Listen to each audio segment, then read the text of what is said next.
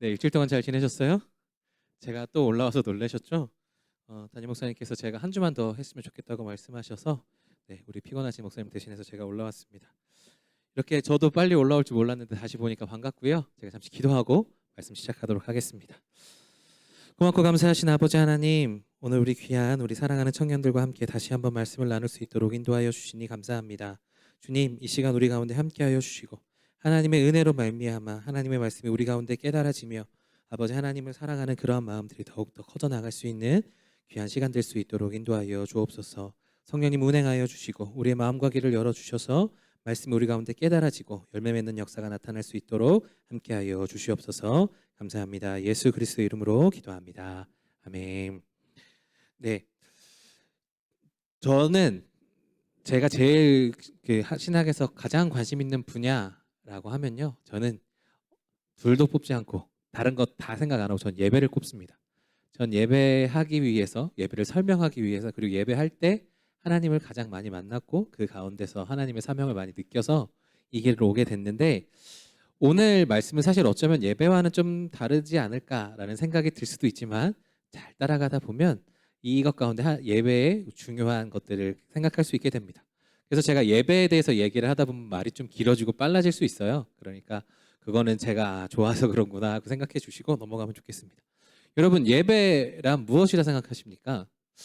예배에 대해서 여러 가지 정의들이 있는데 가장 우리가 예배 인도자들이나 찬양 인도자들이나 꼭 잊지 않고 기억해야 될 것이 무엇인가 하면 하나님께서 계시하시는 것에 대한 우리들의 확실한 정확한 반응이다라고 합니다. 그러니까 바꿔 좀 더 간단하게 이야기해 보면 하나님께서 계시하시면 거기에 대해서 우리가 반응하는 것, 그것이 우리의 예배다라는 것입니다.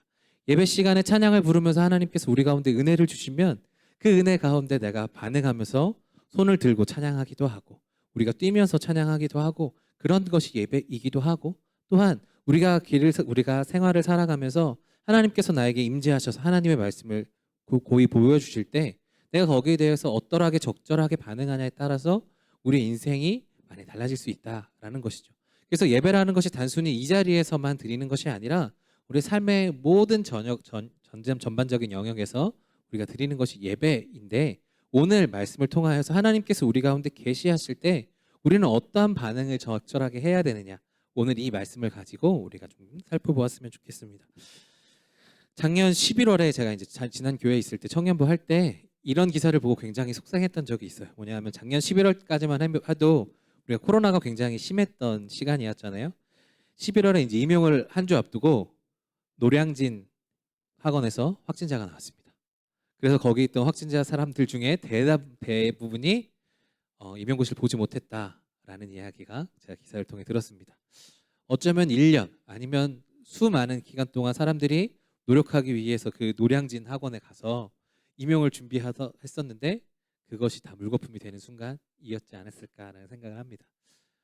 최근에 근래에도 제가 이런 경험을 했어요. 저랑 굉장히 친한 동생 전도사님이 한 명이 계신데 그분이 6월 마지막 주 우리 목사고시가 있었거든요.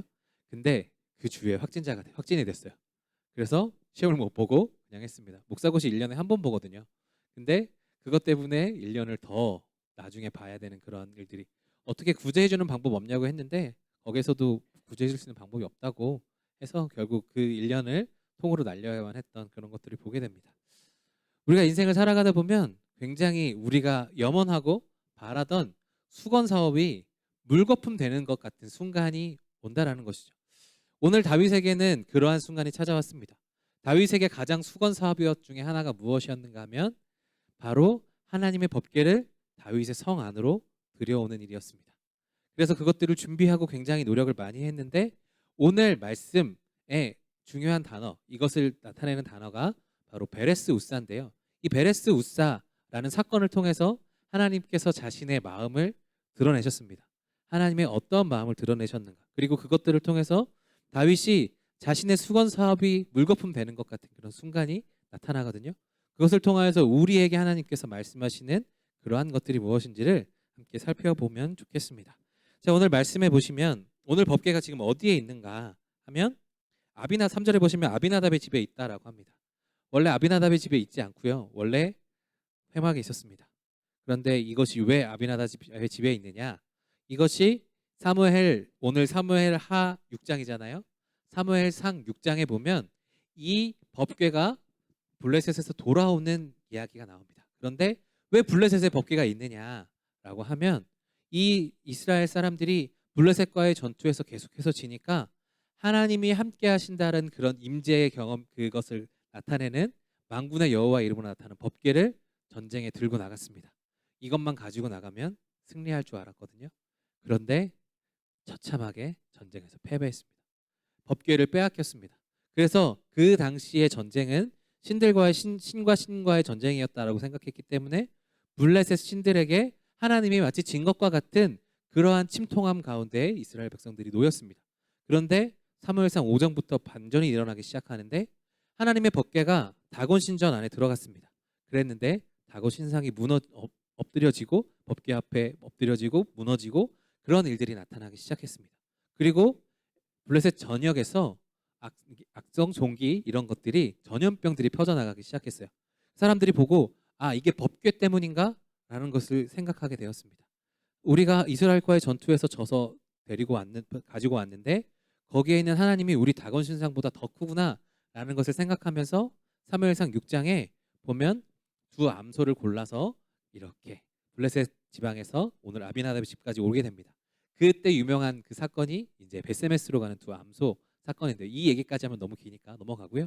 어쨌든 전투 가운데서 빼앗겼던 법궤가 스스로 하나님의 힘으로 이스라엘 지경으로 넘어왔고 사람들이 그것을 계속 그곳에다 두었습니다. 다윗은 그것이 계속해서 마음이 불편했고 이것들을 하나님의 성 안으로 자신의 성 안으로 들어오기 위해서 오늘 이 법궤를 옮겨 오려고 했습니다. 다윗이 이 법궤를 옮겨 오려고 했을 때 얼마나 많은 노력을 기울였을까요? 오늘 말씀을 보면서 그것을 살펴볼 수 있는데요. 오늘 말씀 1절에 보시면 다윗이 이렇게 이야기합니다. 다윗이 이스라엘에서 뽑은 무리 몇 명을 모았다고요? 3만 명. 3만 명을 모았는데 그 앞에 뭐라고 되어 있냐면 이스라엘에서 뽑은 무리 3만 명을 다시 모았다라고 합니다. 전쟁 중에 있었던 사람들을 3만 명을 다시 모았다라는 거죠. 그런데 여러분 법궤에 3만 명이나 필요할까요? 3만 명 정도 필요하지 않을 거예요. 아마 이제 옮겨가는 기간이 그렇게 이게 사람이 많지 않아서 길어서 그렇게까지 필요할지는 모르겠지만 한 두 사람이나 네 사람이 들으면 충분하게 들을 수 있는 그런 것입니다. 그런데 몇만 명을 모았다고요? 3만 명을 모았다. 어떻게 있을지 모르는 그러한 모든 것들도 대비해 놓았다라고 볼 수 있었겠죠? 그리고 또 어떤 준비를 했느냐? 3절에 보시면 그들이 하나님의 궤를 어디에다 실었다고요? 새 수레에다 실었다. 수레도 그냥 예전에 쓰던 거 아니고 수레를 새 걸로 준비했다라는 것이죠. 그리고 거기에 담당자가 누구냐 하면 3절에 계속해서 보시죠. 새 수레를 싣고 산에 있는 아비나답의 집에서 나오는데 아비나답의 아들 우사와 아요가 그 새 수레를 모니라. 그 수레를 모는 사람이 누구였다고요? 아비나답의 아들. 왜 이들을 뽑았을까요? 그 길을 누구보다도 잘 아는 사람. 그 법궤가 와야 되는데 왕궁까지 오는 길을 가장 많이 안전하게 지켜갈 수 있는 사람, 그 사람을 뽑았는데 바로 이 우사와 아요였다라는 것이죠. 그리고 오늘 5절에 보시면 다윗과 이스라엘 족속이 잣나무로 만든 여러 악기와 수금과 비파와 소고와 앙금과 제금으로 여호와 앞에서 연주하더라. 그러니까 그것이 움직일 때 너무나도 큰 기쁨이기에 많은 악기들을 연주하고 정말 잔치 분위기로 만들었다라는 것이죠. 법궤를 이동하는데 수많은 노력들을 오늘 다윗이 기록합니다. 그런데 여러분 여기에 빠진 것이 있습니다. 무엇이 빠졌을까요? 저는 그렇게 생각합니다. 다윗이 반드시 물어봐야 됐던 것. 하나님, 이 법궤를 내 성으로 옮겨와도 되겠습니까? 라고 묻는 것이 반드시 필요했고 그렇게 옮겨오라고 했을 때 하나님 그러면 그것을 어떻게 옮겨야 되겠습니까? 를 물어봤어야 되지 않을까요? 그런데 너무나도 당연하게시피 이 법궤가 하나님의 이 자신의 왕의 왕궁에 오는 것이 너무나도 당연하게 여겼는지 오늘 그것들을 묻지 않고 이렇게 쭉 옵니다. 기도를 했는지 안 했는지 정확하게 알지는 못하겠으나 오늘 뒤에 나와져 있는 일련의 비극적인 사건을 보면 이것은 하나님께서 그렇게 기뻐하지 않았다라는 것을 볼 수 있게 됩니다. 왜냐하면 이 기도하지 않고 움직였기에 뒤에 엄청난 비극이 나타났거든요.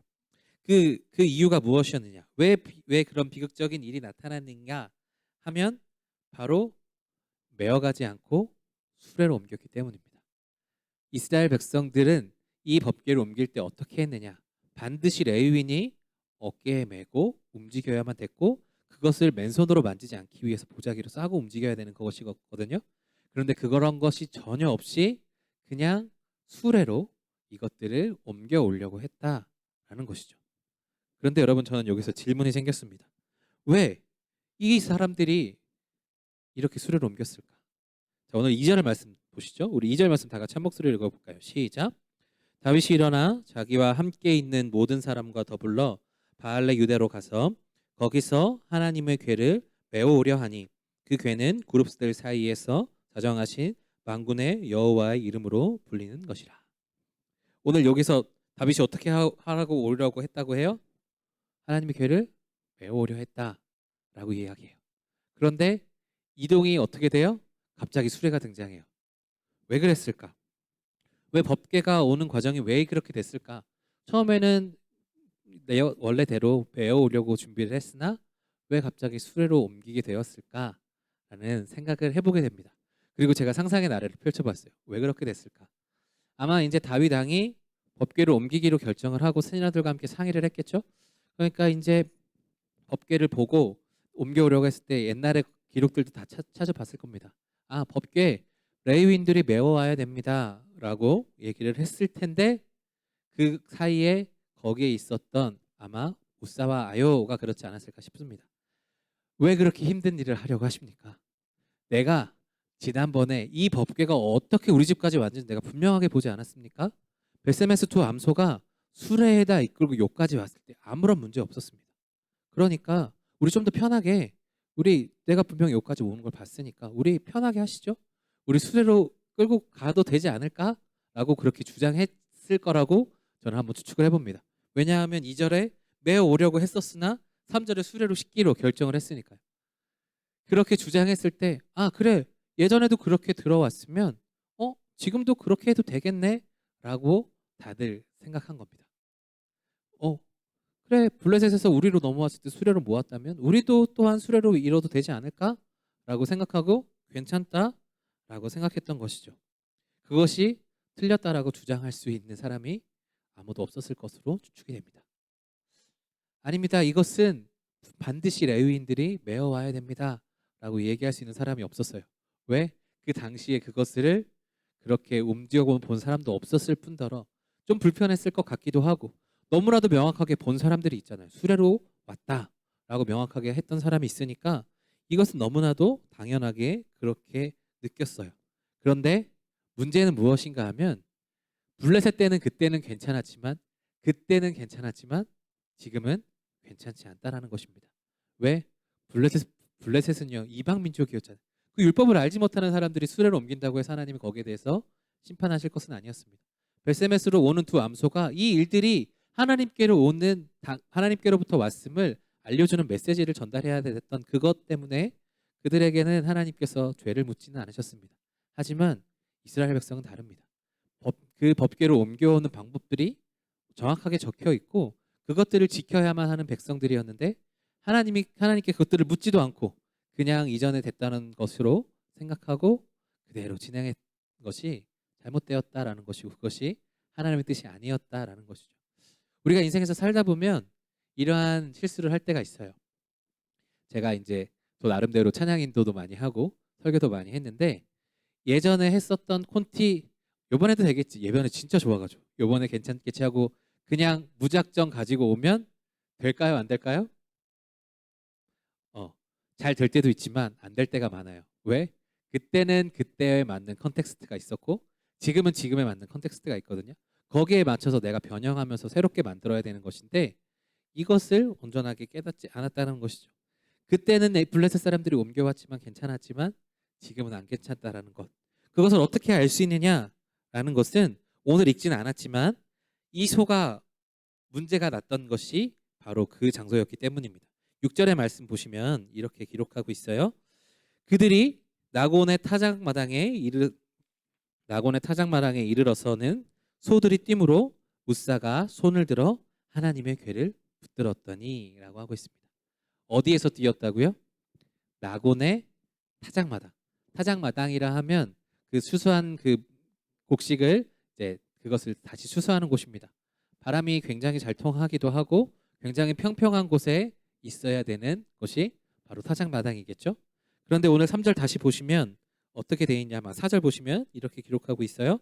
그들이 산에 있는 아비나답의 집에서 하나님의 궤를 싣고 나올 때에 라고 기록하고 있습니다. 아비나답 집이 어디 있었어요?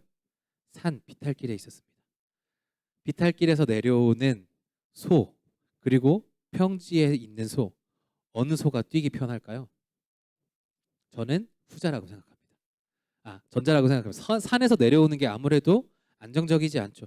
평지에서는 소들이 놀랄 일도 없고 그냥 편안하게 그냥 걸어가면 되는 곳이기 때문에 뛰지 않을 곳이라고 생각합니다.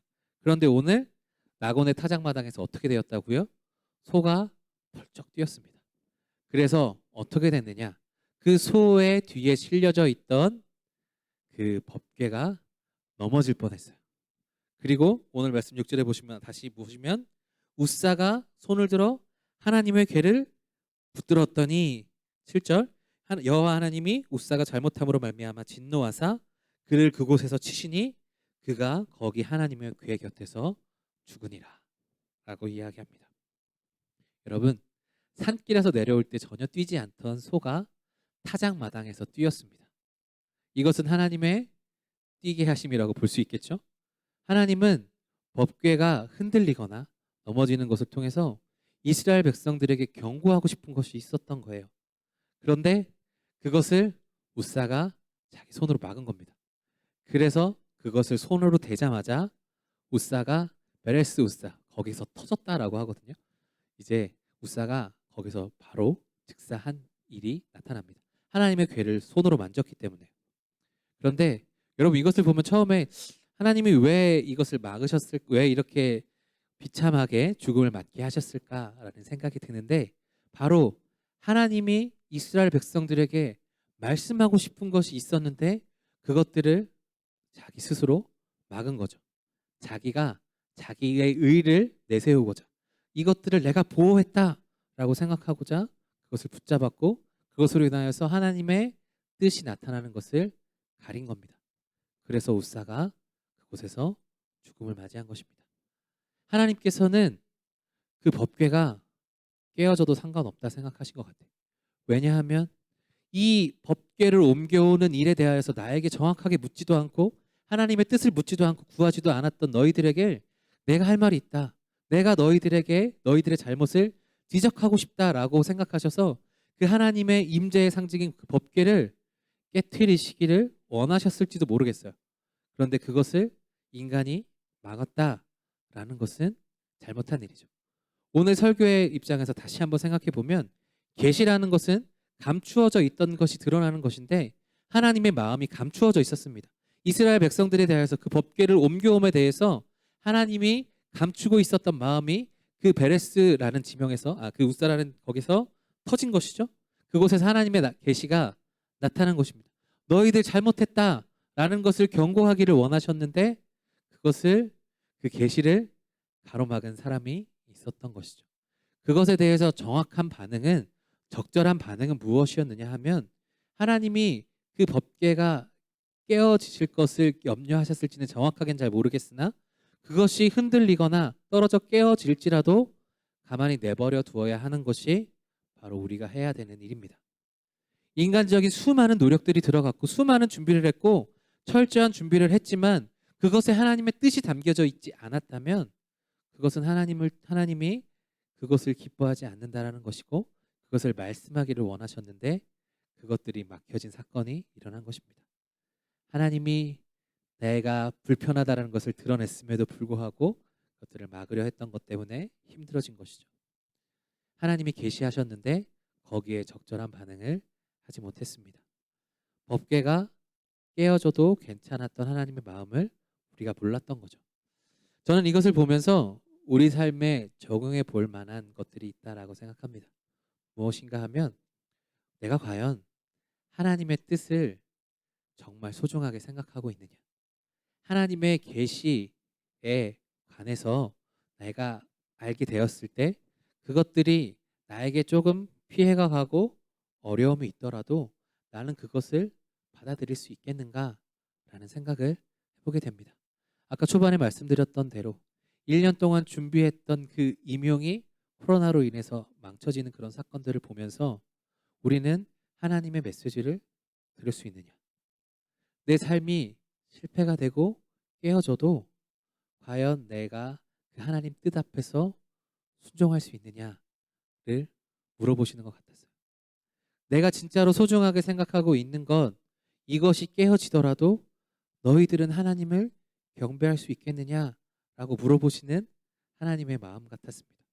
오늘 법궤를 소중하게 생각하고 그것들을 옮겨오는 것이 당연하다라고 생각했지만 하나님은 그것에 하나님의 마음이 담겨 있지 않았기에, 하나님의 뜻이 담겨져 있지 않았기에 하나님은 그것을 경고하고자 하셨습니다.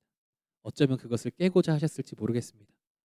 우리의 삶에도 오셔서 내가 하나님의 뜻 말고 다른 것을 더 소중하게 여기고 있다면 그것들을 깨버리기를 원하셨습니다. 그리고 또한 이 법궤에 어떠한 것이 있느냐? 여러분 아까 법궤를 빼앗겼을 때 얘기했던 것처럼 이 이스라엘 백성들이 왜 법궤를 빼앗겼습니까? 전쟁에 들고 나갔다가 빼앗겼죠. 전쟁에 들고 나갔는데 왜 빼앗겼어요? 이 법궤가 형식만 있고 그 안에 중심이 담겨져 있지 않았기 때문입니다. 하나님을 경외하지 않으면서 그 안에 정말 전쟁에 하나님이 함께 하신다는 것을 믿지도 않으면서 그것이 가면 당연히 나가서 우리가 이길 것이다라는 착각 가운데 빠졌던 거죠. 그래서 하나님은 그것이 빼앗기더라도 그것들을 블레셋 지강에도 넘기셨던 것이고 그것이 스스로 돌아오게 하셨고 그것이 다윗성으로 들어올 때 사람들의 열심은 있지 하나님의 뜻이 거기에 담기지 않았자 하나님은 거기에 대해서 분노하시고 하나님의 의를 표출해 내신 것입니다. 이것을 보면서 우리가 깨달아야 될 것은 두 가지입니다. 하나님의 뜻을 내가 더욱더 앞세우고 있느냐 아니면 나의 열심이나 나의 생각이나 나의 뜻을 앞세우고 있지는 않은지 우리는 늘 지켜보고 점검해 봐야 됩니다. 오늘 이 법궤를 옮겨오는 그 사건 가운데서도 하나님의 뜻이 무엇인지를 철저하게 생각하고 그것들을 붙잡는 우리들이 되어야 되는데 오늘 이스라엘 백성들 다윗 왕도 그렇게 하지 못했습니다. 또한 우리가 믿음이라고 고백하고 있지만 거기에 우리의 중심이 담겨져 있지 않는다면 거기에 내 뜻이 그것에 하나님을 향한 온전한 나의 마음이 담겨져 있지 않는다면 그것은 형식에 불과한 것이고 그것은 깨뜨려질 수밖에 없는 것이다라는 것입니다. 법궤가 빼앗겼고 법궤가 넘어질 뻔했었던 그 것들에 하나님의 마음이 어디 있는지를 우리는 다시 한번 살펴보아야 됩니다. 우리 인생에 내가 너무나도 소중하게 생각하고 내가 아끼던 것이 있는데 이것들을 내려놓을 수 있는 믿음이 우리 가운데 있느냐? 내가 너무나도 소중하게 생각하고 있는 것들이 있지만 내가 이것을 하나님을 위해 포기할 수 있느냐를 여러분들에게 물어보시는 것 같습니다. 저와 여러분들에게 동일한 질문인 것 같습니다. 나는 과연 하나님이 나의 실패를 보고자 한다라고 이야기했을 때 거기에 아멘하며 순종할 수 있겠느냐? 하나님이 나에게 대하여서 주님 이것은 내 뜻과 너무 다른데요? 라고 하면서 핑계대고 혹시 하나님과 멀리 떨어져 있지는 않은지를 점검해 봐야 된다라는 것입니다. 이스라엘 백성들이요. 하나님을 섬긴다고 섬기면서 우상들도 같이 섬겼던 사람들입니다. 두 가지를 다 같이 잡고 싶어 했던 사람들입니다. 어쩌면 그런 모습들이 우리 가운데도 있지 않습니까? 하나님을 섬긴다라고 하면서 내 안에 내 뜻 또한 섬기고 있는 모습들이 있지 않겠습니까? 예수님의 세례 받을 때 세례 요한이 이런 이야기를 했습니다. 그는 흥하여야 되겠고 나는 망하여야 되겠다. 여러분 그런데 우리는 어느 순간 주님도 흥하여야 되겠고 나도 흥하여야 되겠다라고 생각하고 있지 않습니까? 우리가 주님을 높이면 우리가 하나님께서 높이시는 때 높아지는 것은 당연한 일입니다. 하지만 그것들이 우리에게 동일화되는 순간 우리는 이것들이 우리 안에 깨져 버려야 되는 법계의 문제일 수도 있습니다. 주님이 흥하셔야 되겠고 나는 망하여야 되겠다라는 마음을 가지고 내가 정말 인생을 살아가느냐. 그 법궤가 깨어지더라도 그것을 가만히 두고 볼 수 있는 용기와 믿음이 나의 가운데 있느냐. 내 뜻과는 하나님의 뜻이 다를 때라도 과연 나는 그것에 만족하면서 살 수 있겠느냐라는 것이죠. 사랑하는 여러분, 제가 찬양 인도자 학교 이런 데 가서 들었던 이야기입니다. 아까 제가 예배가 뭐라고 했죠? 하나님이 계시하시는 대한 적절한 반응이다 라고 했죠. 찬양 인도자 분 중에 이런 경험을 하신 적이 있대요. 와이프 분과 버스 정류장에서 내려서 걸어가는데, 버스 정류장에서 내리는데 갑자기 하나님의 임재 같은 것이 경험되었다고 합니다. 하나님이 지금 여기서 우리를 찬양하라고 하시는데 아니겠지라고 넘겼대요. 근데 이것이 마음이 불편해서 견딜 수가 없더라고 합니다. 그래서 가는 길에 다시 돌아와서 버스 정류장에서 대자로 엎드려서 하나님을 찬양하고 돌아왔다라는 이야기를 들었습니다. 제가 그 얘기를 들으면서 과연 나는 할 수 있을까? 저는 주변의 시선이 참으로 중요한 사람이거든요. 내가 그렇게 엎드려서 찬양하고 있는 모습을 볼 때 사람들이 어떻게 생각할까가 저에게 너무나도 중요한 사람이에요. 저는 그래서 못할 것 같다 생각이 들었어요. 그런데 만약에 저에게 그런 일이 일어났다면 제가 해야 될까요? 말아야 될까요? 길을 지나가고 있는데 주님께서 갑자기 저에게 생각을 주셔서 민호가 지금 무릎 꿇고 기도해야 될 것 같은데 라고 하면 저는 어떻게 해야 될까요? 무릎 꿇고 기도해야 되겠죠. 그것을 할 수 있는 믿음과 용기가 나에게 있는가? 라고 했을 때 여전히 부족한 것이 저의 마음입니다. 여러분, 예배는요 그냥 이곳에서 드리는 것뿐만 아니라 진짜 삶의 진짜 우리의 구석구석의 영역들까지 참관하고 계시고 보시는 하나님께 반응하는 것입니다. 내가 공부를 해야 되겠다라는 마음이 들었을 때 공부를 해야 될까요? 말아야 될까요? 기도해 봐야 되겠죠. 기도하고 주님, 제가 주님을 위해서 공부하는 것이 맞는다라는 생각이 들면 그렇게 공부하면 됩니다. 그러면 그 공부는 예배입니다. 주님, 제가 이 차를 운전함에 있어서 법규를 지키는 것이 맞을까요? 틀릴까요? 라고 물어보고 그것들에 맞춰서 행동하는 것이 우리의 예배입니다.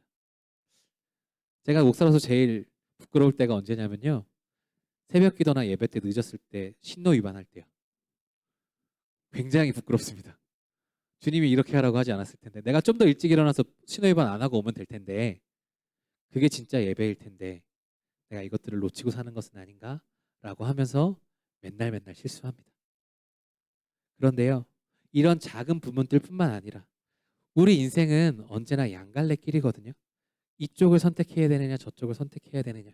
오늘 이 법궤 앞에서도 하나님의 뜻대로 메고 가야 되느냐 수레로 가야 되느냐 였을 때 우리의 편안함을 추구하면서 수레로 선택할 수 있고 우리가 이 하나님의 뜻대로 걸어갈 수 있는 것을 선택을 할 텐데 이 선택들에 하나님의 뜻을 물어가면서 그것들대로 삶을 살아가는 것이 우리 예배라는 것입니다.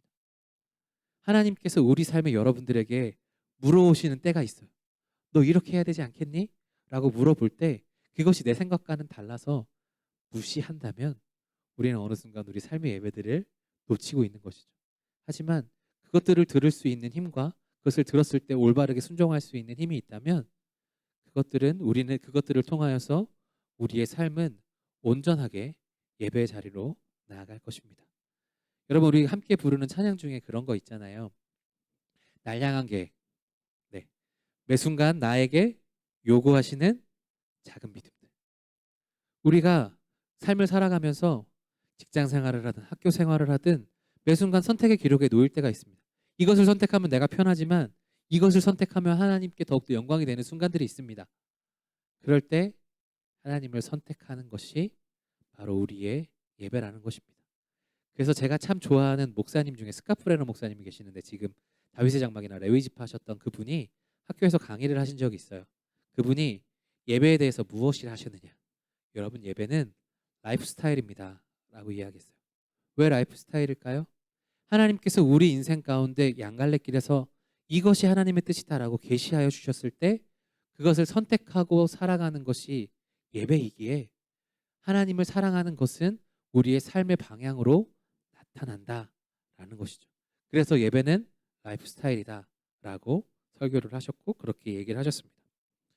사랑하는 여러분, 우리에게 중요한 것은 바로 그런 것입니다. 하나님께서 나의 마음 가운데 부딪혀 올 때, 하나님께서 나의 삶 가운데 주님 이것이 하나님의 뜻입니까? 라고 물어보는 그 순간 가운데 하나님의 뜻이 분명하다면 내 생각과는 조금 다르더라도 내려놓을 수 있는 그런 마음들이 필요하다라는 것입니다. 오늘 우사와 아요가 내가 이전에는 와서 그것들을 보고 수레로 돌아왔던 걸 봤더라도 하나님의 뜻이 메어오는 것이라면 그것들로 무릎 꿇고 순종할 수 있는 믿음들이 필요했다라는 것이죠. 그런데 그런 것들이 일어나지 않았습니다. 결국 베레스 우사를 통해서 다윗은 굉장히 의심을 많이 품었습니다. 하나님께서 나를 어렵게 하시는 것은 아닐까? 법궤가 참으로 무서운 것은 아닐까라고 생각했는데 그것이 아니었습니다.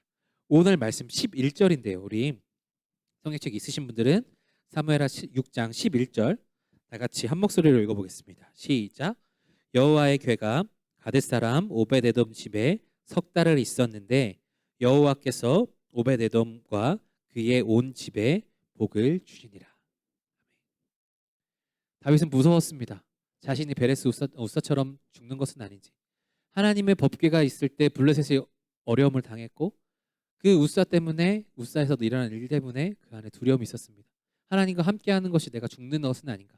하나님과 함께하는 것이 나와 어려움이 되는 것은 아닐까라고 생각했는데 오늘 그 오벳 에돔의 집에 3달 동안 있는 동안 하나님께서는 어떻게 하셨는가? 그게 석 달 동안 여호와께서 오벳 에돔과 그의 온 집에 복을 주시니라. 이것이 하나님께서 우리 가운데 주시는 말씀입니다. 내가 이 양갈래길에서 무엇을 선택해야 되느냐 불안할 때에 하나님을 선택한다면 하나님께서 우리 가운데 주시는 놀라운 은혜가 있다라는 것입니다. 사랑하는 여러분, 각자마다 라이프 스타일이 다르고 하나님께서 말씀해 오시는 것들이 다르기 때문에 제가 여러분들의 삶을 일일이 코칭할 수는 없을 것입니다. 그러나 여러분 삶의 지점들에서 분명하게 기억하시고 하나님께 나아가실 때 내 이 양갈래길에서 무엇이 하나님의 뜻인가를 물어보고 그것이 나에게 확실하다면 주저없이 그것들을 선택하시는 여러분들이 되었으면 좋겠습니다.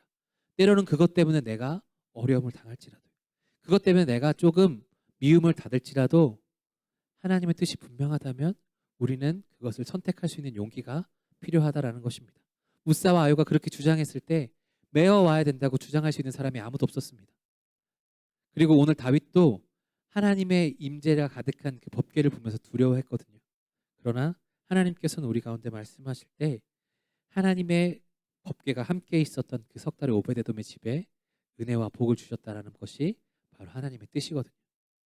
우리가 이 둘 중에서 하나님을 선택할 때 하나님은 하나님의 놀라운 능력을 우리 가운데 베푸시는 주님이신 줄로 믿습니다. 여러분이 그래서 이것을 꼭 기억하셨으면 좋겠고요. 제가 마지막으로 딱 한 가지 드리고 싶은 것은 바로 이것입니다. 그렇다면 제가 정의 내리는 예배란 무엇일까? 아까 처음에 말씀드렸던 하나님께서 계시하시는 것에 대한 적절한 반응이다라고 이야기했고 두 번째 스카프레노 목사님은 라이프 스타일이다라고 이야기했는데요. 저는 이것을 한마디로 정의해서 이렇게 바꾸고 싶습니다. 여러분 예배는 삶에서 하나님을 기억하는 것입니다. 내가 어떤 것을 선택해야 될 때 내가 물을 먹거나 밥을 먹거나 기도를 하거나 예배를 드리거나 말씀을 읽거나 어떤 순간에서든지 하나님을 기억하는 것입니다.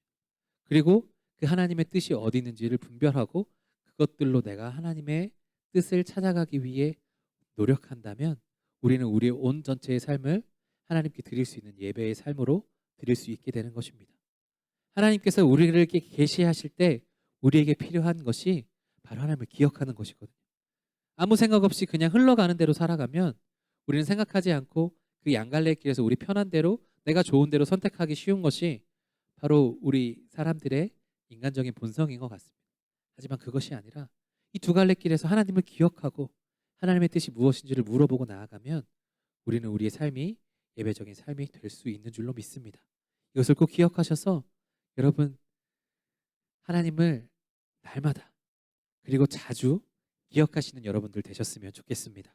그래서 오늘 이 베레스 우사와 같은 이러한 비극이 우리 삶에 나타나지 않도록 하나님의 뜻 가운데 늘 거하며 조금 어려워 보이고 힘들어 보여도 하나님을 선택하며 나아가서 결국 오늘 오베드에돔의 집에 하나님께서 축복하여 주셨던 것처럼 우리의 인생에 하나님의 복이 날마다 풍성해지고 함께 하시는 역사가 나타나기를 주님의 이름으로 축복합니다. 네, 함께 찬양하고 기도하면 좋겠는데 우리 찬양팀 잠깐만 나와 주시겠습니까? 네. 오늘 함께 부르고 싶은 찬양이요. 이겁니다. 나의 예배를 받으소서. 찬양 가사를 보시면 그렇습니다. 오 주님, 당신은 내 삶 구석구석까지 감찰하시며 나를 응원하시는 분. 아마 다윗이 조금 더 세심하게 하나님의 뜻을 살폈다면 이런 일들이 일어났을까 싶은데요. 결국 이것들을 상하서 하나님께서 우리 가운데 말씀하시는 내 삶 구석구석을 감찰하시는 하나님, 그 하나님을 기억하며 내가 예배자의 삶을 살아갈 수 있는 우리가 되게 하여 주십시오. 그런 마음으로 이렇게 찬양하고 기도하면 좋겠습니다.